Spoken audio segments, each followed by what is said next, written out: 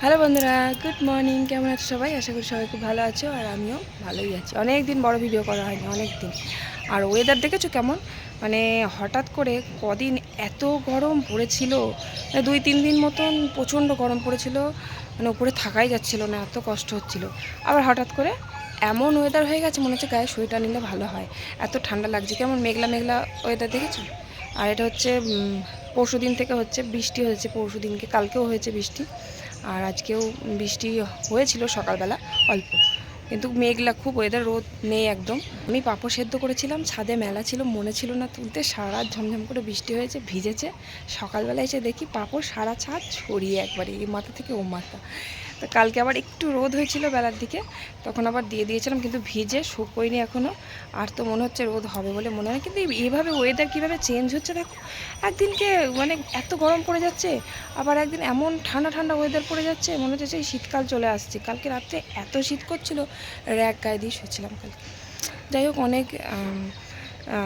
অনেক দিন ভিডিও করা হয়নি, বড় ভিডিও করা হয়নি অনেক দিন।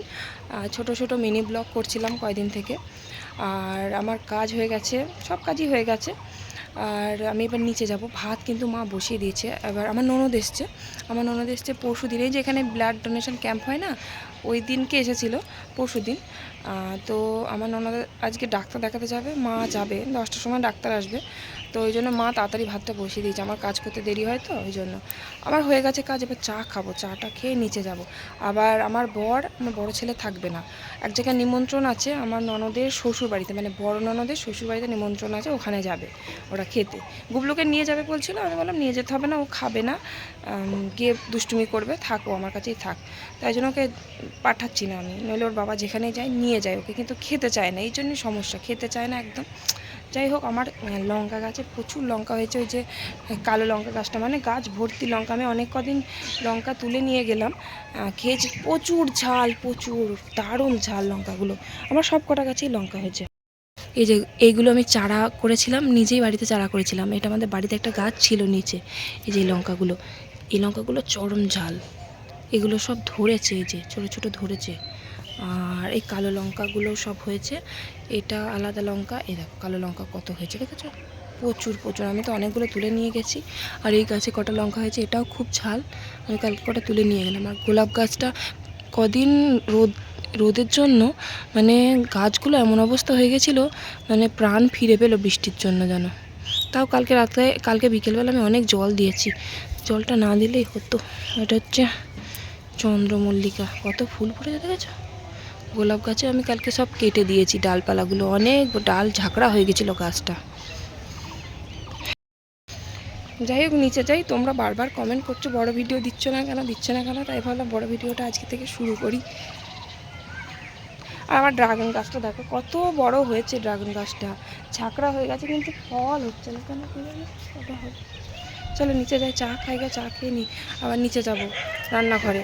আজকে মাংস রান্না করব, আর একটু উচ্ছে চচ্চড়ি করব ডাঁটা দিয়ে। এখনও ডাঁটা আছে গাছে, এখনও এক ডাল ডাঁটা আছে গাছে। খুব মোটা হয়ে গেছে তো, ভালো লাগছে না একদম। অত মোটা হয়ে গেলে ভালো লাগে, বীজ হয়ে গেছে না। নিচে চাই, গুগলো এখনও ঘুমোচ্ছে, বড় ছেলেটাও ঘুমোচ্ছে। তোলাইকে তুমি একা একা উঠে পড়েছ? হ্যাঁ তাই, বাবা আবার চশমাটা ইয়েতে জামায় আটকে রেখেছো, গেঞ্জিতে? হ্যাঁ, সকালবেলা উঠে দেখি চশমাটা পরো একটু, দেখি কেমন লাগে, দেখি। সকালবেলা উঠে চশমা পরে বসে আছে। ওর বাবারে, ওর বাবারে, ডাক্তার তো, এটা ডাক্তার তো, ডাক্তার ডাক্তার লাগছে। চ দাদাকে ঘুম থেকে ডাকবি, দাদাকে ঘুম থেকে ডাকবি। জুতো কি করবি? নিচে যেতে হবে না, চলো টয়লেট করবা, চলো মুখ ধোবা, চলো খাবে তো। দাদাকে ডাকি, দাঁড়া। এ বাবু, 10টা ট্রেনে যাবে বাবা, ওর তাড়াতাড়ি, চা খাবি তো, ওট, উঠে উঠে উঠে উঠে চলো। ওরা আমার বড় ননদের বাড়িতে যাচ্ছে কেন বলো তো? বড় ননদের বাড়িতে কালকে কালী পুজো হয়েছে, ওখানে কালী পুজো হলে মানে পরের দিনকে প্রচুর খাওয়া দাওয়া হয়। মানে খাওয়া দাওয়া মানে এত খাওয়া দাওয়া কি বলবো, মানে 50 কেজি 40 কেজি মতন খাসি কাটা হয়, ওরকম রান্না হয়। মানে একটা বাড়িতে 40-50 কেজি করে খাসি রান্না হয়। বা ধরো অনেকে ভেড়া মাংস রান্না করে, মানে ভেড়া কাটে, আবার অনেকে খাসির মাংসও কাটে। ভেড়ার কথা শুনে তোমরা যেন খারাপ ভেবো না, কারণ ভেড়ার মাংস সত্যি অসাধারণ খেতে হয়। আমি আগে ঘেন্না করতাম, খেতাম না, কিন্তু এখন খাই। আমার ওটা মানে ফেভারিট হয়ে গেছে, এতটাই ভালো। তো আমাদের বাড়ি শুদ্ধই নিমন্ত্রণ করেছিল, কিন্তু আমার শাশুড়ি মা তো যেতে পারবে না, আর আমার ননদ আছে বাড়িতে। তারপর আমিও ভাবলাম যাব, তো এবার রান্নাবান্না করতে হবে, ননদ ডাক্তার দেখাতে যাবে, তার জন্য আমি গেলাম না। আর আমার বর যাবে আর বড় ছেলেকে নিয়ে যাবে, ছোট ছেলেকে নিয়ে যাবে বলছিল, তবে আমি পাঠাচ্ছি না, কারণ ও ঝাল টাল খেতে পারবে না আর ওর বাবাকে খাওয়াতে পারবে না। যদি আমি যেতাম তাহলে একটা ব্যাপার থাকতো। তারপরে আবার বড় ননদ যেত, মানে কালকে পুজো হয়েছে, বড় ননদ কিন্তু কালকেই চলে যায়, কিন্তু বড় ননদের বড় মেয়ের পরীক্ষা চলছে, আজকেও পরীক্ষা আছে, ওই জন্য ও পরীক্ষা দিয়ে, মানে আজকে লাস্ট পরীক্ষা দিয়ে 1:30টার সময় পরীক্ষা শেষ হয়ে যাবে, দিয়ে ও 4:30 ট্রেনে যাবে। আর আমার বর সকালবেলায় যাবে আর বিকেলে চলে আসবে। সকালবেলা বলতে ওই 10টার দিকে জলখাবারটা খেয়ে চলে যাবে। আমি তাই মা ওই যে সকাল সকাল ভাত বসিয়ে দিয়েছিল, আর ওদিকে 10টার সময় আমার শাশুড়ি মা তারপর ননদ দুজনাই যাবে ডাক্তার দেখাতে, তাই আমি তাড়াতাড়ি করে নিচে চলে আসলাম চাটা খেয়ে। আর ওদিকে আমার বর দোকান বন্ধ করে দিয়ে তাড়াতাড়ি করে স্নান টান করে নিয়েছে। আমি এদিকে কটা জলখাবারে পাঁপড় ভেজে দিলাম, পাঁপড়, গরম গরম ভাত, আলু সিদ্ধ, ওই খেয়ে চলে যাবে। আর একজন কমেন্ট করেছিল যে পাঁপড়গুলো করলে তো এবার পাঁপড়গুলো ভেজে দেখাবে। পাঁপড় কিন্তু আমি ভেজে দেখিয়েছিলাম, শর্ট ভিডিওতে দেখেছিলাম, হয়তো দেখোনি, তো আজকে দেখিয়ে দিলাম। পাঁপড় আমরা জলখাবারে রোজই ভাজি, কারণ 2 ড্রাম পাঁপড় করা হয়ে গেছে, মানে 1 বস্তা 1.5 বস্তা আলুর পাঁপড় করা অলরেডি হয়ে গেছে। আবারও করতে বলছিল, কিন্তু বর্ষা পড়ে গেল, আর করবো না, আমি আর পারছি না সত্যি করে। কতগুলো পাঁপড় হয়ে গেল, মেলা ঝামেলা প্রচুর, প্রত্যেকদিন মেলাও তোলো। ওই যে একদিনকে ভুলে গেছিলাম, এবার ভুলে গেছি বলতে ব্যাপারটা কি হয়েছে বলছি। একদিনকে পাঁপড় করেছি, তার পরের দিন থেকে বৃষ্টি। এবার একদিনে তো পাঁপড় শোকায় না, 2-3 দিন লাগে। পরের দিন থেকে বৃষ্টি হয়ে গেছে, আমি পাঁপড়গুলো তো আর মেলতে পারিনি। তারপরে একদিন দুপুরবেলা রোদ উঠেছিল, মা উপরে পুজো করতে গেছিলো, দিয়ে মা দেখছে পাঁপড়গুলো মেলে দেয়নি, রোদ উঠেছে। এবার বেলার দিকে রোদটা উঠেছে, সকালবেলার থেকে রোদটা হলে পরে আমি আবার মেলে দিতাম, তো মা ছাদে গিয়ে মেলে দিয়ে এসেছিলো পাঁপড়গুলো। এবার মা না আমাকে বলতে ভুলে গেছে। এবার আমিও ওই যে ব্লাড ডোনেশনের ক্যাম্প যেদিন হয়েছিল, মানে সোমবার দিন, সেদিনকেই আর কি আমি বাড়িতে ছিলাম না, ননদের বাড়িতে, ওখানে ক্যাম্পে ছিলাম। তো আমি আর বাড়ি এসেছি 5টার দিকে, তো মা তো আমাকে বলতে মনে ছিল না। পরের দিনকে, সেদিনকে রাত্রেবেলা খুব বৃষ্টি হয়েছে, মানে এত ঝমঝমে বৃষ্টি হয়েছে কি বলবো। তারপরে পরের দিনকে সকালবেলা আমি দেখি ছাদের দরজাটা খোলা কেন, তো ছাদে গিয়ে দেখি পাঁপড়গুলো মেলা ছিল। মা তারপর আমাকে বলছে তোমাকে বলতে ভুলে গেছিলাম পাঁপড়গুলো তুলতে, কারণ পাঁপড়গুলো মা মেলেছিল, আমি তো জানিই না যে পাঁপড়গুলো মা মেলেছিল, ওই জন্য ভিজে গেছে। তো সেই পাঁপড় কিন্তু এখনও অবধি শুকাতে পারিনি ঠিক মতন, এখনও রোদ হয়নি। ওই পাঁপড় কিন্তু খুব ভালো রোদ চায়, তারপর শুকোবে। তারপর রান্না বলতে দেখো, আমি মাংস করব, মানে মুরগির মাংস করব, আর উচ্ছে চচ্চড়ি করলাম। ওই যে ডাঁটাগুলো খুবই পেকে গেছে জানো তো। আবার একজন কমেন্ট করেছে যে ডাঁটা এত রান্না করছো, ডাঁটা দিয়ে ডাল করো। ডাঁটা দিয়ে ডাল আমি করতে পারি না গো, কীভাবে করে আমাকে একটু কমেন্ট করে জানিও না। ডাঁটা দিয়ে ডাল বাড়িতে কেউ খাবে কি না সেটাও আমি জানি না, তো তোমরা জানলে কমেন্ট করে আমাকে জানিও, তাহলে ডাঁটা থাকতে থাকতে একদিন বানিয়ে ফেলবো। বাড়িতে ডালও আছে, তাহলে মুসুর ডাল লাগে নিশ্চয়ই, মুসুর ডাল দিয়ে ডাঁটা করে অনেকে বলে, আমাদের বাড়িতে সব অনেকে আসে বলে, কিন্তু আমি জানি না কিভাবে বানাতে হয়। তো এবার বাড়িতে যদি নাও খায় কেউ, তাই সেটাই হচ্ছে সমস্যা। যাই হোক, তো ওদিকে আমার বর আর বড় ছেলে চলে গেল, 10:30 একটা ট্রেন আছে, ওই ট্রেনে করেই চলে যাবে। তো বাইকে করে গেল, বাইকে স্টেশনে রাখবে, দিয়ে চলে যাবে। এদিকে গুবলু সোনা বলছে আমাকে নিয়ে গেল না কেন, তো ওকে আমি পাঠালাম না, তা না হলে ওর বাবা নিয়ে যাব বলছিল, খাবে না। আমার বড় ননদ যদি যেত তাহলে পাঠাতাম, তাহলে ও খাইয়ে দিতে পারতো, ও থাকলে আমার চিন্তা থাকতো না। সেই জন্য আমি পাঠালাম না, ঝাল টাল খেতে পারবে কি না পারবে, কারণ বড় ননদের তো একটা ছোট মেয়ে আছে, এবার ওকে তো খাওয়াবেই, ও ঝাল খেতে পারে না, সেই ভাব মতন দিদি ওকে খাইয়ে দিতে পারতো, কারণ পাঠালে খুব আনন্দ পেত। এবার সবাই আছে ওখানে, তো বড় ননদ গেল না বলেই, আমি গেল না বলতে ও যেত, ও বললাম না বড় ননদের মেয়ের পরীক্ষা আছে, তো ও বিকেলবেলা যাবে, মানে 4:30টার সময় যাবে। যাই হোক, তো মা আর ননদ ডাক্তার দেখাতে চলে গেল খেয়ে দিয়ে, আর ওদিকে আমার বড় চলে গেল। আমিও দুটো খেলাম, গুবলু সোনাকেও খাওয়ালাম, খাইয়ে দাইয়ে আমি বাসনগুলো মেজে নিলাম। জলখাবারের যে বাসনগুলো হয় ওগুলো তো আমি মাজি না, ওগুলো মাই মাজে। তো মাকে বললাম দেরি হয়ে যাবে, ডাক্তার 10:30টার সময় বসেন। তো মাকে বললাম চলে যেতে, আমি বাসনগুলো মেজে নিচ্ছি। তো মা চলে গেছে, আমি বাসনগুলো ধুয়ে তারপরে মাংসটা রান্না করতে বসবো, কারণ বাসনগুলো ফেলে রেখে দিলে শুকিয়ে যাবে, তখন আরও অনেক বাসন হবে দেখে আরও আমার মানে মাথা খারাপ হয়ে যাবে দেখে এক গাদা বাসন দেখলে। তাই এই বাসনগুলো ধুয়ে রাখি, তারপর কড়াইটা লাস্টে মাজবো। আমি শুধু উচ্ছে দিয়ে ডাঁটা চচ্চড়িটা করেছি, আর বাবার জন্য একটা ডিম বড়া করে ঝোল করে দিলাম, আর শুধু মাংসটা করলেই হয়ে যাবে, কারণ আমার শ্বশুর মশাই মাংস খায় না সেজন্য। আর উচ্ছে চচ্চড়িটা একদম শুকনো শুকনো করে করেছি, জানো তো। আগে উচ্ছে চচ্চড়ি করলে একটু মাখা মাখা করে মানে একটু রসা রসা রেখে দিতাম, কিন্তু এই কয়দিন থেকে মানে উচ্ছে চচ্চড়ি করছি, ডাঁটাগুলো তো পেকে গেছে, একেবারে পেকে গেছে, খুব বীজ হয়ে গেছে। এবার এত ডাঁটা, আমি বলি যে ডাঁটা ধরো, এত ডাঁটা খাওয়া যায় না, পেকে যায়, বিক্রি করে দাও, এতগুলো ডাঁটা হয়েছে। বিক্রি করবে না, গাছের ফল কোনোদিন বিক্রি করতে চায় না, একদমই না, পড়ে পড়ে নষ্ট হবে তবুও বিক্রি করবে না। তো এবার সবাইকে দিয়েছে, অনেকে মানে বাড়িতে আর কেউ ডাঁটা খেতে চাইছে না। কাকিমাদের বাড়িতে ডাঁটা দিয়েছি, কাকিমারা বলছে আমার আর ভালো লাগছে না ডাঁটা খেতে, আমি খাবো না। আর ওদিকে বড় ননদের বাড়িতেও ডাঁটা দিয়েছি, ও বলছে আর খেতে ভালো লাগছে না ডাঁটা। এবার দিয়েছি বলতে আমরা যখনই পারি তখনই দিই সবাইকেই। তো এবার কেউ খেতে চাইছে না ডাঁটা, আমার সত্যি করে ভালো লাগছে না খেতে, সত্যি করে একটা লিমিট থাকা চাইতো নাকি, ভালোবাসি বলে যে রোজ ভালো লাগে তার কোনো মানে নেই। কিছু কিছু বাড়িতে ডাঁটার অত্যাচার চলছে, আবার কিছু কিছু বাড়িতে ডাঁটা পাচ্ছে না, মানে ডাঁটা পাচ্ছে না, আমি ভাবতে পারছি না যে এই বছর কিন্তু ডাঁটার মানে আমদানি প্রচুর হয়েছে, ডাঁটা কারা পাচ্ছে না আমাকে বলো তো, আমি পার্সেল করে তার বাড়ি পাঠিয়ে দিচ্ছি, এত পরিমাণে ডাঁটা আমার ভালো লাগছে না। যাই হোক, ওই ডাঁটা উচ্ছে দিয়ে ভালো করে মানে আলু টালু দিয়ে, শুধু আলু দিয়েছি, ডাঁটা দিয়ে আলু উচ্ছে দিয়ে চচ্চড়ি করলে কিন্তু একদম শুকনো শুকনো করে করবে, খুব ভালো হয় খেতে। মানে একটু তেল তেল করে, বেশি একটু শুকনো হয়ে থাকবে, একটু তেল বেরিয়ে আসবে, ওই রকম একদম। মানে উচ্ছেটা খুব চিরিচিরি করে কেটে নিয়েছিলাম, আর ডাঁটাগুলো তো ছোটো ছোটো করে কেটেছি, মোটা মোটা ডাঁটা এমনিতেই। আর শুধু আলু দিয়েছি একটু ডুমো ডুমো করে, মানে পোস্ততে যেভাবে আলু দেয় ঠিক সেইভাবে, একবারে শুকনো শুকনো। মানে বেগুন দিলে কিন্তু হবে না, বেগুন দিলে একটু কেমন ভ্যাটভ্যাটি টাইপের হয়ে যায় না, বেগুন কিন্তু দিইনি আমি। আর বড়িও দিইনি, বড়ি দিয়ে বেগুন দিয়ে সেটা আলাদা রকম করি, কিন্তু এই উচ্ছে চচ্চড়িটা আরও বেশি ভালো হয় খেতে, খুবই টেস্টি হয়েছিল, জলখাবার আমি একটু খেয়েছিলাম। যাই হোক, তারপর বাসনগুলো ধুয়ে আমি মাংসটা রান্না করে নিলাম, মানে মাংসর মশলাও কিন্তু রেডি করা ছিল না, বাসনগুলো ধুয়ে নিলাম, হাঁড়ি কড়াই ছিল এক গাদা, দিয়ে আমি মশলাটা রেডি করলাম। মশলাটা রেডি করতে করতে উনুনটা কামাই গেল, আরও দেরি হয়ে গেল আরও রান্না করতে আমার, তা না হলে মাংস কখন রান্না হয়ে যেত আমার, একটা তরকারি ভাত। যাই হোক, তারপর মাংসটা নামিয়ে দিয়ে ওদিকে কড়াইটা মেজে আবার উপরে চলে এলাম। আর গুবলুর জন্য মাংস আনলেই আমি কিন্তু প্রেশার কুকারে রান্না করি, কারণ ও ঝাল খায় না, রিচ রিচ মশলা ঝাল আমি ওকে দিই না। যদিও খাই, মানে ধরো রান্না করলাম না, প্রেশার কুকারে করা হলো না, তখন আমি ওই মাংসটা ধুয়ে দিই। আর মাংস ধুয়ে দিলে না স্বাদ লাগে না, তখন মাংসটা খেতে কেমন একটা বাজে লাগে না, সাদা মানে সাদা হয়ে যায় মাংসটা, কোনো মশলাই থাকে না, কেমন যেন একটু লাগে।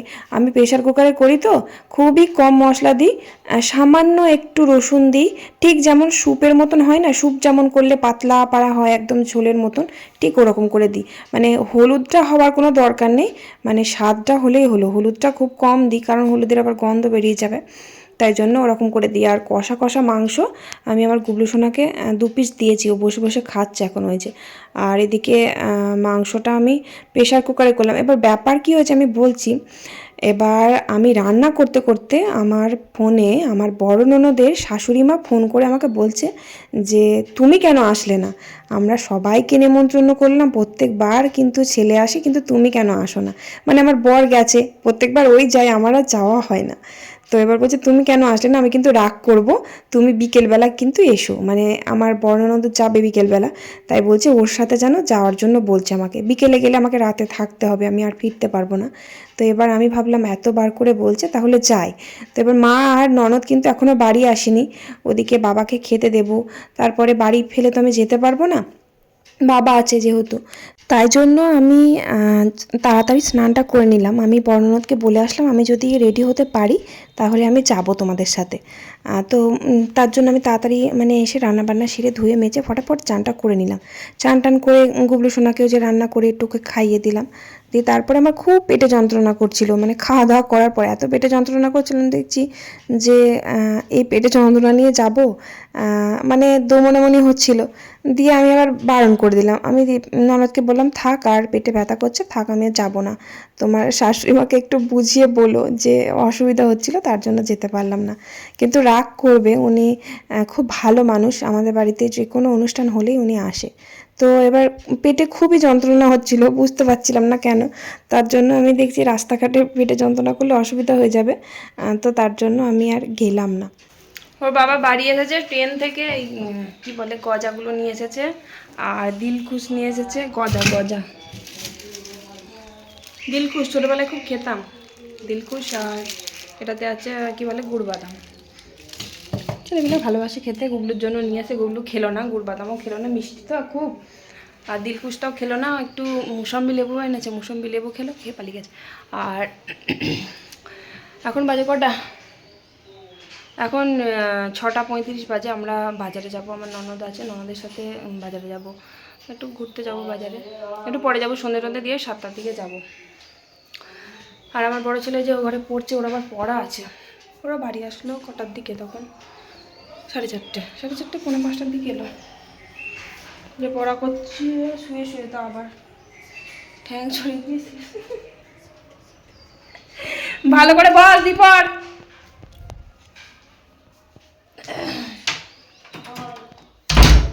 একটু পরে রেডি হবো, সন্ধ্যাটা দিয়ে তারপর রেডি হব। সন্ধেবেলা বাজারে যাওয়ার কথা ছিল না, আমার ওই ননদটা আর আমার ছোট ননদ বললো চলো বাজার থেকে ঘুরে আসি গা। তো এবার বাজারে যাব ঠিকই, কিন্তু হঠাৎ করে দেখছি প্রচণ্ড ঝড় উঠে গেল আর বৃষ্টি শুরু হয়ে গেল। তো আমাকে বলল যে রেডি হয়ে বসে থাকো, যদি বৃষ্টিটা থেমে যায় কোনোভাবে তাহলে আমরা বেরিয়ে যাব। তো আমি সে রেডি হয়ে বসেই থাকলাম, কিন্তু বৃষ্টি আর থামলো না। বাজারে যাওয়ার হলো না, বৃষ্টি শুরু হয়ে গেছে খুব জোরে জোরে, তাই জন্য চেঞ্জ করে আমি গুগলুকে পড়তে বসেছি। কিরম জোরে জোরে বৃষ্টি হচ্ছে, ভালোই জোরে জোরে বৃষ্টি হচ্ছে, শুনতে পাই ঝমঝম ঝমঝম করে বৃষ্টি হচ্ছে। সবাই এসে বসেছিল আমার ঘরে, আমার ননদরা যাবে বলে সবাই রেডি হয়ে গেছিলো, কিন্তু বৃষ্টিটা থামবে তারপর তো যাবো, বৃষ্টি হলে কী করে যাব, তাই জন্য গুগলুকে পড়তে বসালাম। তারপরে দেখো কি করেছে এরা, মানে ওই যে দেখো ওই ওই যে ম্যাডাম, ওই ম্যাডাম মানে ওই যে কর্নারে ওই ননদ আমাকে বলল, আমি তখন চেঞ্জ করে ফেলেছি, বাজারে যাবো বলেছিল, তখন রেডি হলাম, তারপরে বৃষ্টি হয়ে গেল, তখন কি আর করবে, সবাই চলে গেল যে যার বাড়িতে, আমি তো চেঞ্জ করে ফেললাম। দিয়ে তারপরে 8:05 দিকে ফোন করে বলছে বৌদি রেডি হও, আবার আমরা বাজার যাবো, তখনও বৃষ্টি পড়ছে, তো বলছে টোটো করে যাবো আর হেঁটে যাবো না। তো তখন ভাবলাম, আর তখন আর মনই চাইছে না, এনার্জি নেই, আবার গুবলুকে পড়াচ্ছি, অর্ধেকটা পড়া হয়ে গেছে, এবার যদি আমি হুট করে আবার পড়াটা বন্ধ করে দিই তাহলে ও আর পড়বে না। কালকেও এমনিতে পড়ানো হয়নি, কালকে কি কারণে পড়ানো হয়নি, কারেন্ট ছিল না কিসের জন্য, এখনকার কি বলো তো, ঝড় বৃষ্টি প্রত্যেক দিন সন্ধ্যাবেলা হচ্ছে, কারেন্ট চলে যাচ্ছে, আর কারেন্ট চলে গেলে ফোনের আলোতে কিছুতেই পড়ানো যায় না ওকে, এমনিতে খুব চটপটে। যাই হোক, তো ওরা আবার আমি যাব না বলেছি, তো ওরা আবার টোটো করে বাজারে গিয়ে, মানে সবাই মিলে, মানে 4জন মিলে, এই যে দিদিভাইটা দেখছো সাদা রঙের জামা পরে আছে, ওটা হচ্ছে ওই মামন যে ননদ আমার, ওই ননদের, ওটা মাসির মেয়ে, দিদি হয়, আর ওর ভাইও আছে, আর এদিকে আমার ছোটো ননদ আছে। তো ওরা সবাই 4জন মিলে বাজারে গিয়ে চাউমিন কিনে নিয়ে এসছে, মানে আমি যাইনি বলে আমার বাড়িতে এসে ওরা বললো তাহলে একসাথে আমরা এখানে বসে খাই, কত ভালোবাসে গো। তো একসাথে আমরা সবাই মিলে চাউমিন খেলাম, তো খুব মানে ভালো লাগলো। আবার এদিকে আমার মানে পেটটা একটু ব্যথা ব্যথা করছিলো সেই দুপুর থেকে, আবার মাংস টাংস খেয়েছি, তো গ্যাস অম্বলও হয়েছিল একটু, এবার বসে খাওয়ার, গ্যাস অম্বল হোক, বসে খাওয়ার আনন্দটাই আলাদা, তাই না?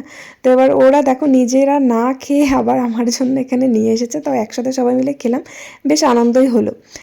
আর রাত্রে জানো তো কিছু খাওয়া যাবে না, কারণ এখন এখন ধরো 9টা বাজে, 9টার সময় আমরা চাউমিন খেলাম, এবার পেটটা ভরেই গেল, এমনি পেটে ব্যথা ব্যথা করছিল। তারপরে আরও বেশি পেট চেপে না খাওয়াই ভালো, তাই চাউমিনটা খেলাম আর রাত্রে একটু জল খেয়ে শুয়ে পড়বো। আর আমার বর বলল যে আমি আর কিছু খাবো না। আর ওদিকে আমার বড় ছেলে বলছে আমিও কিচ্ছু খাবো না, খেলে অল্প একটু ভাত দিও, একদম আলু সিদ্ধ দিয়ে, মানে মাংস টাংস খেয়ে এসছে তো ওখানে, মানে প্রচুর পরিমাণে মাংস হয়, তোমাদের প্রথমেই বললাম এত মাংস হয়, আর প্রচুর মাংস খেয়েছে ভাতের থেকে, তাই জন্য বলে আর কিচ্ছু খাবো না। তো রাত্রে আর খাবার কিছু করবো না, আর ভাতটা মা নিচে করেছে, গুবলুকে খাইয়ে দেবো ব্যাস। তো চলো তাহলে আজকে ব্লগটা এখানেই শেষ করি। ভালো লাগলে অবশ্যই লাইক করে কমেন্ট করে দিও। Tata, bye bye.